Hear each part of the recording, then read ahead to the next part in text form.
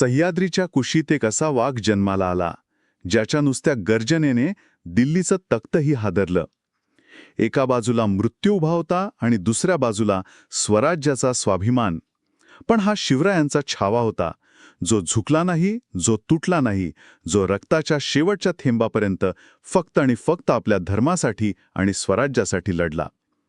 नमस्कार, युनिव्हर्सल भारतमध्ये आपलं स्वागत आहे. आज आपण अशा एका राजाचा प्रवास अनुभवणार आहोत, ज्याचा इतिहास अनेक वर्षे अंधारात ठेवण्याचा प्रयत्न झाला. पण शिवाजी सावंत यांच्या छावा कादंबरीने तो इतिहास पुन्हा एकदा जिवंत केला. चला तर मग सुरू करूया छत्रपती संभाजी महाराजांचा श्वास रोखणारा हा ऐतिहासिक प्रवास. आजच्या आपल्या या सखोल चर्चेचा उद्देश शिवाजी सावंत यांनी रेखाटलेल्या संभाजी महाराजांच्या बहुआयामी व्यक्तिमत्वाचा वेध घेणे आहे. एक राजपुत्र, एक योद्धा, एक कवी आणि स्वराज्याचे दुसरे छत्रपती म्हणून त्यांचा प्रवास कसा होता हे आपण समजून घेऊया. छावा कादंबरीचं सगळ्यात मोठं सामर्थ्यच हे आहे. ती आपल्याला फक्त घटना नाही सांगत, तर त्या घटनांच्या मागे जो एक माणूस उभा आहे त्याच्या मनात डोकाव देते.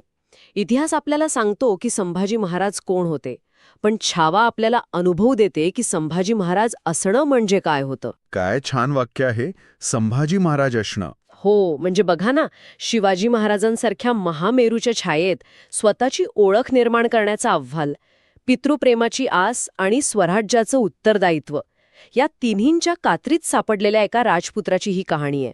आणि याच राजपुत्राचा प्रवास जन्मापासूनच किती आव्हानात्मक होता. हो ना. म्हणजे त्यांच्या बालपणाकडे पाहिलं तर नियतीने जणू सुरुवातीपासूनच त्यांची परीक्षा घेतली. लहान वयातच आई सईबाईंचं छत्र हरपलं आणि सगळा सांभाळा आजी जिजाऊंनी केला. बरोबर. पण मला वाटतं त्यांच्या आयुष्याला जे निर्णायक वळण मिळालं ती घटना म्हणजे वयाच्या अवघ्या 9व्या वर्षी शिवाजी महाराजांसोबतची आग्रा भेट. आणि मग तिथून ती धाडसी सुटका. तर कादंबरी ह्या घटनेकडे कशी पाहते? म्हणजे फक्त एक साहसी पलायन म्हणून की काहीतरी वेगळं? खूप महत्वाचा प्रश्न आहे हा. इतिहास पुस्तकं याला सुटका म्हणतात, पण छावा कादंबरी ह्या घटनेला दीक्षा म्हणते. दीक्षा? हो, दीक्षा. सावंत यांनी त्या लहानग्या शंभूराजांच्या नजरेतून औरंगजेबाचा दरबार, तिथलं कपट, तिथली क्रूरता आणि ते राजकारण ज्या प्रकारे उभं केलं आहे ते अंगावर अक्षरशः काटा आणतं.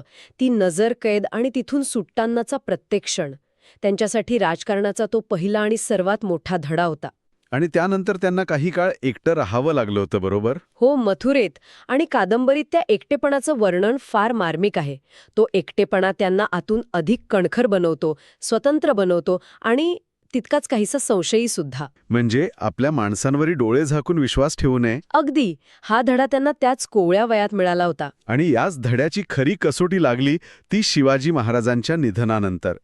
तो काळ तर संभाजी महाराजांसाठी म्हणजे बाहेरच्या शत्रूंपेक्षा घरातल्या शत्रूंशी लढण्यातच जास्त गेलं असं वाटतं. हो, रायगडावरचा तो काळ खरंच खूप अवघड होता त्यांच्यासाठी.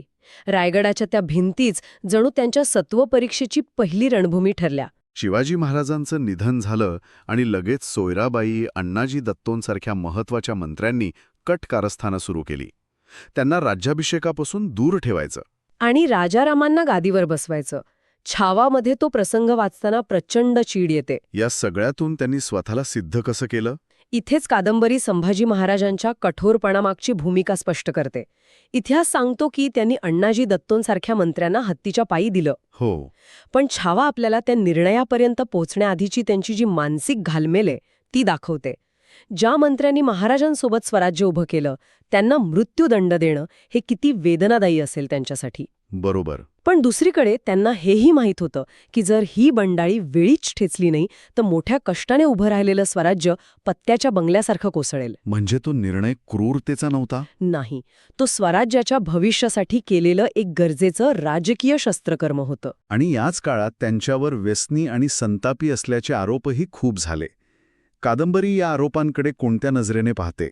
कादंबरी हे स्पष्टपणे दाखवते की ही एक सुनियोजित बदनामीची मोहीम होती. अच्छा. हो, त्यांना अपरिपक्व आणि अयोग्य ठरवून गादीवरून दूर ठेवण्याचा हा एक डाव होता.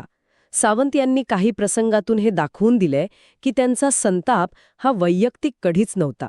तो स्वराज्याशी होणाऱ्या गद्दारीविरुद्ध होता. जिथे रयतेवर अन्याय झाला किंवा स्वराज्याच्या हिताला बाधा आली तिथे ते संतापले. पण तो राग म्हणजे सिंहाची गर्जना होती, लांडग्याची क्रूरता नव्हती. छावा आपल्याला त्या धुक्याच्या पलीकडे जाऊन एका तत्वनिष्ठ राजाचं दर्शन घडवते. एकदा का हा घरातला संघर्ष मिटला आणि राज्याभिषेक झाला, त्यानंतर खरा सिंहाचा छावा जागा झाला. त्यांच्या अवघ्या 9 वर्षांच्या कारकिर्दीतले पराक्रम वाचताना थक्क व्हायला होतं. खरंय. एकाच वेळी औरंगजेबाची 5 लाखांची फौज, गोव्याचे पोर्तुगीज, जंजिऱ्याचा सिद्धी, अंतर्गत फितूर, अक्षरशः चारी बाजूंनी शत्रूंनी घेरलं होतं. तो लढा फक्त राजाच्या नजरेतून नाही, तर त्या किल्ल्यावर लढणाऱ्या मुठभर मावळ्यांच्या नजरेतून दाखवते. 6.5 वर्ष. हो, 6.5 वर्ष तुटपुंज साधनांनिशी बलाढ्य मुघल सरदारांना रोखून धरणं, त्या मावळ्यांचं मनोधैर्य कसं टिकलं असेल? कसं? त्याचं उत्तर होतं शंभूराजे. आमचा राजा आमच्यासाठी लढतोय, ही एक भावना त्या मावळ्यांना असीम बळ देत होती. संभाजी महाराजांचं लष्करी कौशल्य केवळ शौर्यावर नाही, तर अचूक नियोजनावर आधारलेलं होतं. आणि त्यांची सगळ्यात मोठी लष्करी उपलब्धी कोणती म्हणता येईल? औरंगजेबाला 9 वर्ष दख्खनमध्ये अडकून ठेवणं. हो. याला जर आपण मोठ्या दृष्टिकोनातून पाहिलं तर लक्षात येतं की ही फक्त एक लष्करी लढाई नव्हती, ती 2 विचारसरणींची लढाई होती. 2 विचारसरणींची. हो, औरंगजेब संपूर्ण हिंदुस्थानला एकाच रंगात रंगो पाहत होता आणि संभाजी महाराज स्वराज्याच्या पंचरंगी ध्वजाचं अस्तित्व टिकवण्यासाठी लढत होते. त्यांनी त्याला दख्खनमध्ये इतकं गुंतवून ठेवलं की मुघल साम्राज्याचा आर्थिक कणाच मोडला.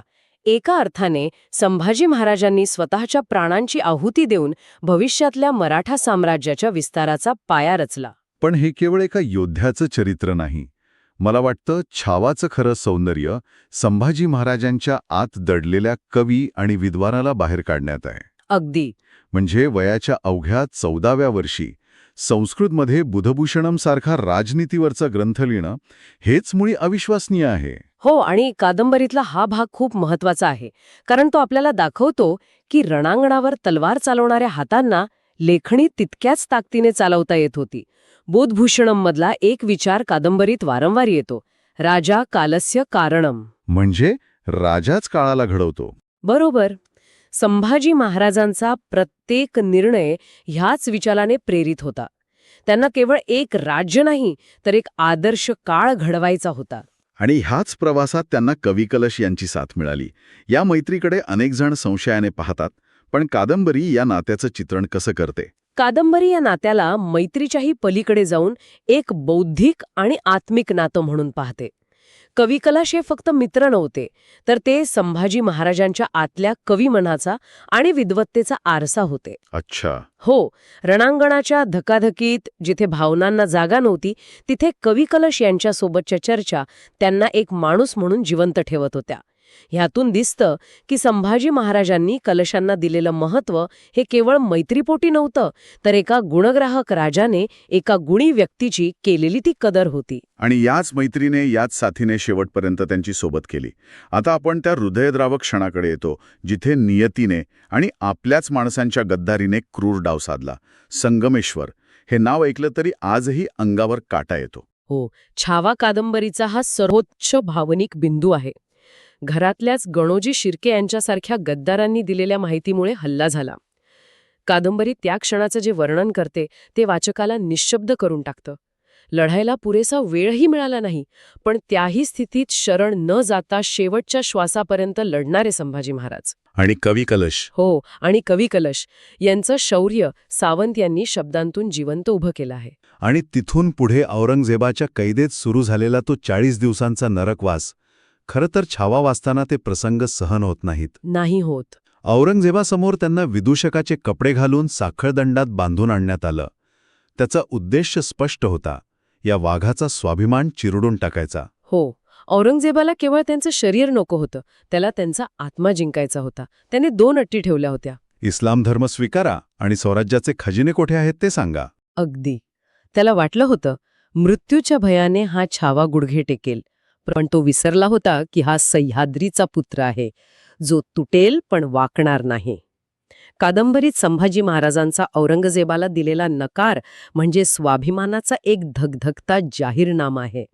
त्यांनी मृत्यूला कवटाळलं, पण धर्म आणि स्वराज्याशी प्रतारणा केली नाही. आणि मग औरंगजेबाने क्रौर्याची परिसीमा गाठली. जीभ छाटण्यात आली, डोळे काढण्यात आले, अंगावरची त्वचा सोलून काढण्यात आली. प्रत्येक दिवशी असह्य वेदना. पण कादंबरी केवळ शारीरिक वेदनांवर लक्ष केंद्रित करत नाही, तर तर त्या वेदना सहन करणाऱ्या संभाजी महाराजांच्या प्रचंड मानसिक आणि आत्मिक सामर्थ्यावर भर देते. प्रत्येक जखमेसोबत त्यांचा निश्चय अधिक दृढ होत होता. औरंगजेबाचा डाव तर उलटाच पडला मग. पूर्णपणे. त्याला वाटलं होतं की असा छळ करून मारल्यास मराठ्यांचं मनोधैर्य खच्ची होईल, ते घाबरतील, शरण येतील. पण झालं नेमकं उलटं. अगदी. त्यांच्या बलिदानाने मरगळलेल्या मराठा साम्राज्याला जिवंत केलं. प्रत्येक मराठ्याच्या मनात संतापाची आणि प्रतिशोधाची आग पेटवली. म्हणजे जी लढाई राजा आणि बादशाह यांच्यात होती, त्या लढाईचं रूपांतर एका स्वातंत्र्ययुद्धात झालं. प्रत्येक घरातला सामान्य माणूस आता स्वराज्याचा सैनिक झाला.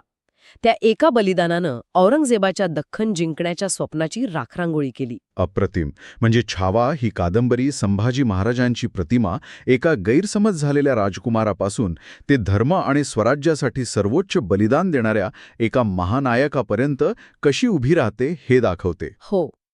इतिहासाने ज्यांच्यावर अन्याय केला त्या महापुरुषाला शिवाजी सावंत यांनी साहित्यातून खरा न्याय दिला आहे. अगदी खरंय.